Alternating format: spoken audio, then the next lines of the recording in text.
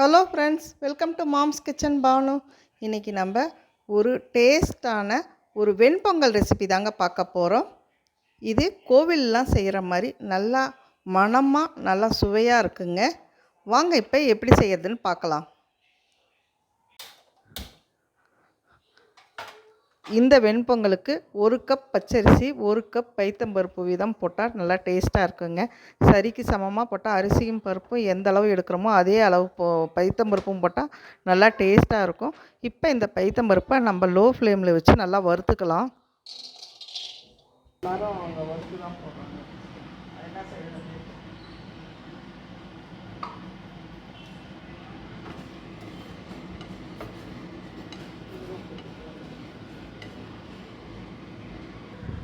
இந்த பைத்தம்பருப்பை மிதமான சூட்டில் வச்சு நல்லா வறுத்துக்கலாம்.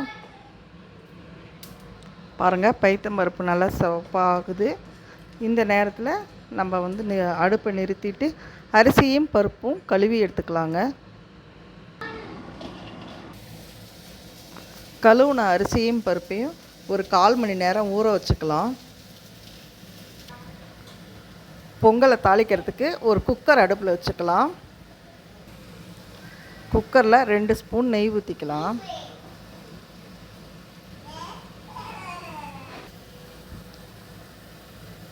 கொஞ்சம் முந்திரி பருப்பு உங்களுக்கு தேவையான அளவு போட்டுக்கோங்க.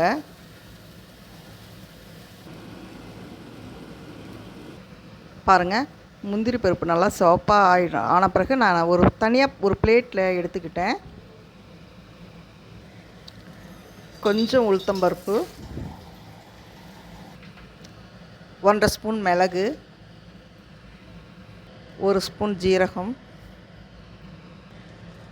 கொஞ்சம் கருவேப்பிலை, கொஞ்சம் கொத்தமல்லி. இது எல்லாமே நெய்யில் நல்லா வறுபடும் போது நல்லா டேஸ்ட் நல்லா இருக்குங்க.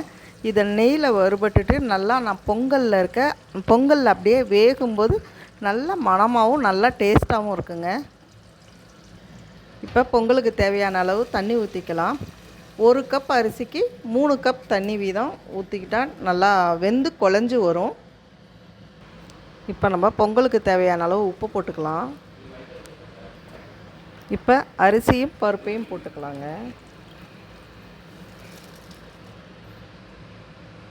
பாருங்கள், இந்த பொங்கல் தாளித்த நெய்யிலேயே இந்த அரிசி பருப்பு வேகும்போது பொங்கல் நல்லா டேஸ்ட்டாகவும் மணமாகவும் இருக்குங்க.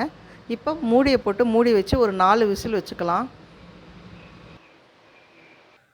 பாருங்கள், பொங்கல் 4 விசில் வந்துடுச்சு. ஸ்டவ் ஆஃப் பண்ணிட்டேன்.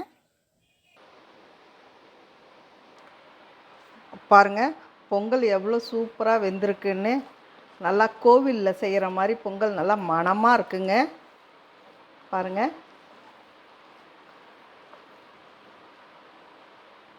நல்லா வெந்து குழஞ்சி வந்திருக்கு பாருங்கள். இப்போ நம்ம வறுத்து வச்சுருக்க முந்திரி பருப்பும் 1 ஸ்பூன் நெய்யும் போட்டுக்கலாங்க. நல்லா மணமாக இருக்கும். டேஸ்டான வெண்பொங்கல் ரெடி ஆகிடுச்சிங்க.